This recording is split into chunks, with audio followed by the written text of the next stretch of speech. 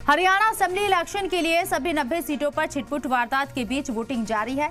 हरियाणा के सीएम नायब सिंह सैनी, साबिक सीएम भूपेंद्र सिंह हुड्डा और कांग्रेस की विनेश फोगाट के अलावा जेजेपी के दुष्यंत चौटाला समेत कुल 1031 उम्मीदवारों की किस्मत दांव पर है। हरियाणा में पहली बार 5 सियासी पार्टियां Congress, BJP, JJP, Indian National Lok Dal और आम आदमी पार्टी चुनावी मैदान में है। बीजेपी और आम आदमी पार्टी को छोड़कर बाकी यहां सभी दूसरी पार्टी के साथ इत्तेहाद के साथ चुनाव लड़ रही हैं। कांग्रेस ने सीपीआईएम के साथ एक सीट पर इत्तेहाद किया है, वहीं जेजेपी लोकसभा एमपी चंद्रशेखर आजाद की आजाद समाज पार्टी के साथ, जबकि आईएनएलडी बहुजन समाज पार्टी के साथ मिलकर चुनाव लड़ रही है। गुज़िश्ता 3 चुनाव में एक बार कांग्रेस तो 2 बार बीजेपी की हुकूमत बनी है। ज़ेर इख्तियार बीजेपी रियासत में जीत की हैट्रिक लगाने की उम्मीद कर रही है, जबकि कांग्रेस से एक दहाई बाद अब वापसी की उम्मीद कर रही है। आज की बड़ी बहस में बात इसी पर करेंगे कि हरियाणा में चुनाव किसका चलेगा दांव। तो हरियाणा में वोटिंग जारी है और वोटिंग के बीच कई जगह पर छिटपुट वारदात की खबरें जरूर आई, लेकिन उसके बीच वोटिंग अभी भी जारी है और 6 बजे तक वोटिंग का अमल मुकम्मल हो जाएगा। 90 सीटों पर हरियाणा की वोटिंग हो रही है। ऐसे में कई बड़ी पार्टी के दिग्गज लीडरान की किस्मत आज दांव पर लगी हुई है। 1000 से ज्यादा उम्मीदवार यहाँ मैदान में, 1031 उम्मीदवारों की किस्मत का आज फैसला होगा। हालांकि नतीजे 8 अक्टूबर को आएंगे। कांग्रेस के बारे में आपको बता दें कि कांग्रेस अगर पूरे टेन्योर का यहाँ देखें तो कांग्रेस ने एक बार सरकार बनाई है 15 सालों में और बीजेपी की 2 मर्तबा सरकार बन चुकी है। अब तीसरी बार बीजेपी डबल इंजन की सरकार चलाने का दावा कर रही है, लेकिन कांग्रेस की क्या सूरत हाल है इस पर भी हम बात करेंगे। और कांग्रेस यहां पर पूर्ण बहुमत की सरकार आने का दावा कर रही है। आम आदमी पार्टी पहली बार हरियाणा में चुनाव लड़ रही है, किस्मत आजमा रही है। असेंबली चुनाव की हम बात कर रहे हैं। सभी 90 सीटों पर बिना इत्तेहाद के चुनाव लड़ रही है आम आदमी पार्टी। अरविंद केजरीवाल कहते हैं कि उनके बिना सरकार बन नहीं पाएगी। किंग मेकर साबित होगी आम आदमी पार्टी और जिसको भी सरकार बनानी होगी उसे आम आदमी पार्टी की मदद चाहिए होगी। हमारे नुमाइंदे सैयद मुबशिर हमारे साथ मौजूद है लाइव, सीधे उन्हीं का रुख करते हैं मजीद अपडेट के लिए। सैयद मुबशिर, हरियाणा में वोटिंग जारी है, 6 बजे तक ये अमल जारी रहेगा। अभी क्या सूरत हाल है, कितना वोटिंग परसेंटेज अब तक निकलकर सामने आया है? बिल्कुल शबनम, इस वक्त मैं मेवात के फिरोजपुर झिरका में हूँ और मेरे पीछे जैसे आप पोलिंग स्टेशन देख रही होंगी, हालांकि अब थोड़ा सा पोलिंग जो है वो स्लो है। अमूमन 12 बजे के बाद से लेके ये 4 बजे के बीच में पोलिंग है। अब 4 बजे के बाद से फिर थोड़ा सा मौसम ठंडा होगा, उसके बाद से फिर इस पर हालांकि अभी जितने भी पोलिंग बूथ्स हैं वहाँ पर लोगों की भीड़ ज़रूर है अंदर की तरफ, वो भी तस्वीरें मैं आपको दिखाऊंगा कुछ देर में। लेकिन सबसे अहम चीज़ है कि जिस तरीके से लगातार अभी तक 50% के आसपास, मेवात की मैं बात कर रहा हूँ सिर्फ, पूरे मेवात के चारों सीटों की, तो 50% के आसपास जो है वोटिंग वो हो चुकी है फिलहाल जी। बिल्कुल, और जिस सीट पर आप मौजूद है जहां पर वोटिंग हो रही है, फिरोजपुर झिरका से आप हैं। मामन खान यहां से एक बार फिर से कैंडिडेट बनाए गए हैं। फिरोजपुर झिरका का जिक्र अगर देखें हम यहां पर या फिर पूरे मेवात की यहां पर बात करें तो काफी यहां सुर्खियों में रहा है बीते 1-2 सालों के दौरान। क्या आपको नजर आता है क्या मुद्दे हैं, आवाम किन मुद्दों के साथ बाहर निकली है और चुनावी लीडरान ने किन मुद्दों को जोर शोर से उठाया है? अब बिल्कुल शबनम, देखिए 2-1 चीज़ ऐसे पॉइंट्स हैं जो शायद सुनने में बड़ा अजीब सा लगे।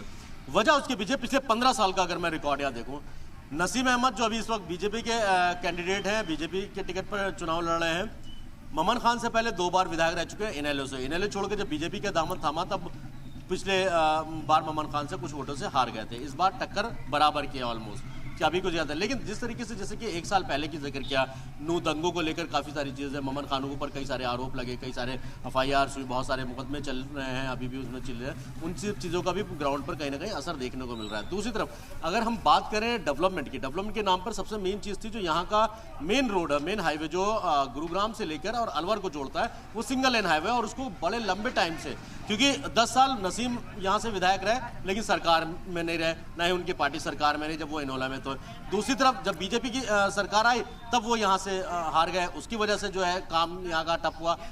मतलब कहा जाए कि मेवात के लोगों के बारे में कहा जाता है कि वो थोड़ा सा उल्टा चलते हैं, यानी सरकार अगर बीजेपी की है प्रदेश के अंदर तो विधायक कांग्रेस का होगा, और अगर सरकार कांग्रेस की है तो विधायक बीजेपी या दूसरी पार्टी का होगा। तो ये एक बड़ी वजह रही है यहाँ के डेवलपमेंट को लेकर, क्योंकि डेवलपमेंट शायद इसी वजह से यहाँ पर जो मेन फोकस है वो एजुकेशन के ऊपर है। स्कूल्स बड़े नहीं है, कॉलेजेस बड़े नहीं है, मेन जो हाईवे है उसको 4 लेन करने की डिमांड पिछले काफी टाइम से, मतलब 1 दशक से ज्यादा का वक्त हो चुका है, तब से चल रही है। क्योंकि गुरुग्राम से लेकर फिरोजपुर जिरका होते हुए, नू होते हुए ये पूरा जो है मामला वो पूरी तरीके से कहते हैं गुरुग्राम से और अलवर तक का जो रोड है वो बहुत ही, मतलब कह सकते हैं कि अब उसकी हालत, अभी जब हम निकल के आए हैं उसमें, तो उसकी हालत बहुत ज्यादा अच्छी नहीं कहा जा सकता। तो एक बड़ी वजह यहाँ पे जरूर है।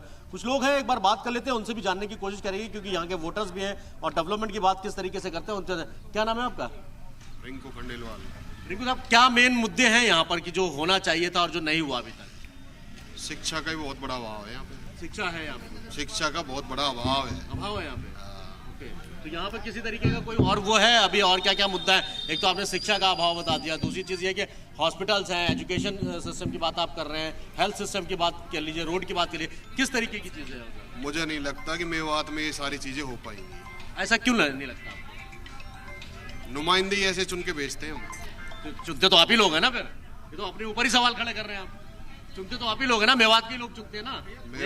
मेवात के लोग विपक्ष की ही सरकार चुनते हैं मेवात से। अच्छा, तो फिर डेवलपमेंट कैसे होगा? जब सरकार में साथ में नहीं होंगे तो डेवलपमेंट तो होगा नहीं। सरकार सपोज बीजेपी की है और आपने कांग्रेस का विधायक बनाया तो डेवलप नहीं होगा, क्योंकि इंटर क्रॉस पार्टी है, दोनों एक दूसरे के क्यों सुनेंगे, क्यों काम कराएंगे? यहाँ की पब्लिक को आदत हो चुकी है, अच्छा, जैसे माहौल में तो ऐसे ही माहौल में ये अच्छा कैसे सुधरेगी क्या? विधायक भी कांग्रेस का होगा और सरकार भी कांग्रेस की बनेगी। 100%। हाँ, और काम होंगे मेवात के, होंगे, बिल्कुल होंगे जी। इससे पहले अच्छा, क्या मुद्दे हैं? मेन मुद्दों की मैं बात करूं। भाई साहब, एक तो हमारा रोड है जो गुड़गांव आई है अलवर वाला, बिल्कुल खत्म है। 1% भी काम, कोई सुनवाई नहीं है, कोई विकास का कोई काम नहीं है इधर, नहीं हुआ। नहीं। तो इसकी जिम्मेदार कौन है? सरकार बीजेपी सरकार। मेवात आप लोग जिम्मेदार नहीं, हम क्यों जिम्मेदार है? मैं तो 15 साल का पूरा इतिहास बता रहा हूँ। प्रदेश में जिसकी सरकार होती है, विधायक उसके अपोजिट पार्टी का होता है, तो ये तो पार्टी बंदी में तो काम ही नहीं होता। भी उनका दोनों काम होंगे, होगा इंशाल्लाह। अच्छा। बैटरी पक्की है कांग्रेस की। यहाँ से तो ममन खान के ऊपर तो बहुत सारे आरोप भी लगे थे उससे। भाई साहब, वो तो आपके ऊपर भी लगते हैं, हमारे ऊपर भी लगते हैं। साबित हो आरोप तो तभी लगे जब कुछ होंगे बात। नहीं, ऐसा कुछ नहीं कोर्ट का मामला है। है। वो तो कोर्ट साबित करेगी जब आरोप लग जाएंगे। आपको क्या लग रहा है? चाचा, वोट डाले हो? हैं? क्या वोट डाला है आपने? वोट डाल दिया।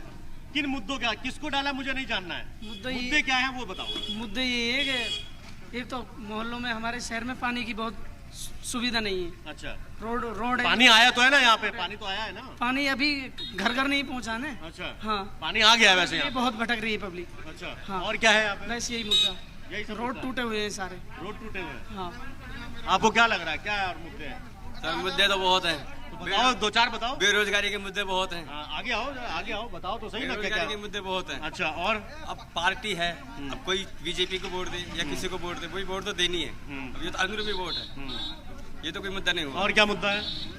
मुद्दे भाई सरकार से यही है जी, भाई गरीबों का भाई अगर सहयोग दे, अगर जैसे यहाँ पे रोजगार नहीं मिला अभी किसी को? रोजगार इतने नहीं मिलते जी, इतने नहीं मिले। यहाँ पे है ही नहीं। धंधा पानी ऐसा नहीं है जी।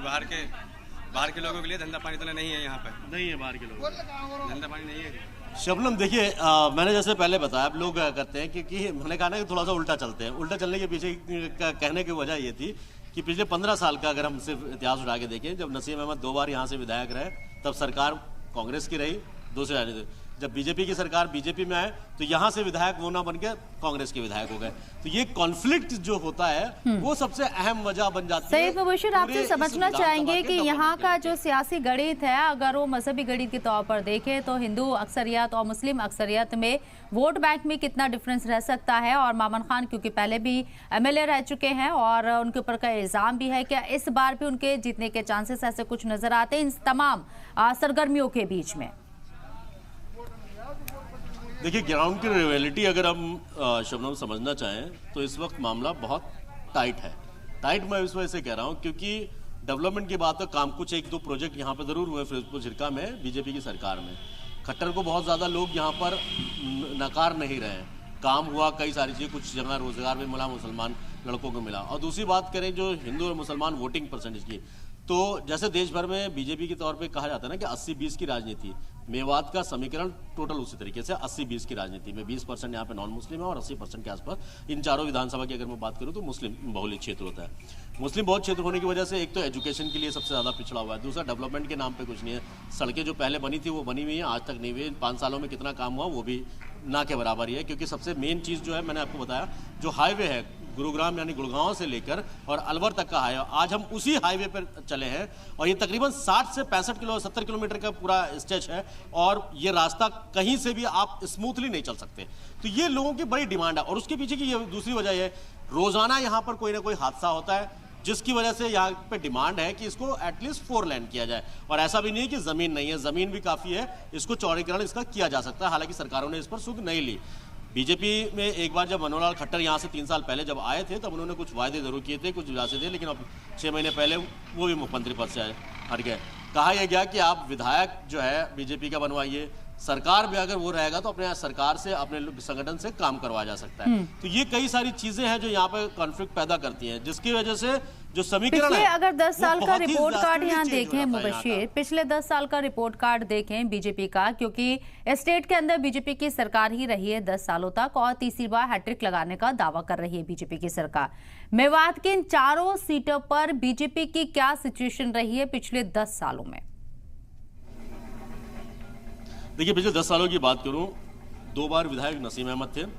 उससे बाद अभी पिछली बार जब ये जो चुनाव अब हो रहे हैं 5 साल कांग्रेस के खाते में रहे, 2 बार इनेलो के खाते में रहे, 1 बार नसीम अहमद इसमें 2 बार जीते। उसके बाद आज इस बार जो है ममन खान जीते थे, ममन खान ने अपना 5 साल पूरा किया। तो 10 नहीं 15 साल की मैं आपको पूरी डिटेल बता रहा हूँ। 15 साल के अंदर जब इनेलो के से विधायक नसीम अहमद बने थे तब प्रदेश में कांग्रेस की सरकार थी। कांग्रेस के टाइम पे और इनेलो का गठबंधन नहीं था, इसी वजह से कोई डेवलपमेंट का काम नहीं हो पाया। उसके बाद जब नसीम अहमद ने बीजेपी ज्वाइन किया और उसके बाद बीजेपी के टिकट पर पिछली बार जब चुनाव लड़े तो यहाँ से वो चुनाव हार गए। हारने के बाद है कांग्रेस के ममन खान यहाँ पे जुड़े, क्योंकि एक चीज मेवात के बारे में कहते हैं, मेवात का मुसलमान बहुत ज्यादा भरोसा बीजेपी पे नहीं करता है, सीधी सी बात एक तरीके से, क्योंकि उनको ये लगता है कि शायद बीजेपी आएगी तो बहुत सारी चीजें उनके खिलाफ होंगी। जबकि ये मिथक बहुत हद तक चेंज हुआ है। 293 करोड़ का एक परियोजना थी पानी की, 90 किलोमीटर दूर से यहाँ पर आई बीजेपी सरकार में, हालांकि यहाँ पे विधायक वो नहीं थे। दूसरी तरफ स्कूल का एक बनाया गया, 100 बेड का एक हॉस्पिटल था, उसको 200 बेड का किया गया। ये सरकार बीजेपी सरकार में रहते हुए हुआ। एक चीज तो ये हो गई, लेकिन यहाँ की परिस्थिति इस तरीके से बनती है शबनम, स्थितियां ऐसी बिगड़ती हैं कि यहाँ पर पिछले 15 साल, आप 10 साल की बात करिए, मैं पिछले 15 साल की बात बता रहा हूं आपको, कि जो विधायक जिस पार्टी का होता है उस पार्टी की सरकार ही नहीं होती प्रदेश में। तो ये कॉन्फ्लिक्ट ऑफ इंटरेस्ट जो हो जाता है ना एक दूसरे की, मतलब दूसरी पार्टी का विधायक है तो सरकार अगर दूसरी पार्टी की है तो वो क्यों काम करेगी डेवलपमेंट, अगर काम कर देगी तो कहीं ना कहीं विधायक दोबारा से जो है जीत कर आएगा तो अपनी पार्टी का नुकसान होगा। तो इस जी तमाम पार्टियां यहाँ अपनी अपनी जीत का दावा कर रही है हरियाणा की 90 सीटों पर और इस चुनाव को ऐतिहासिक भी बताने की कोशिश हो रही है। बहुत बहुत शुक्रिया सैयद मुबशीर आपका तमाम जानकारी हम तक पहुंचाने के लिए।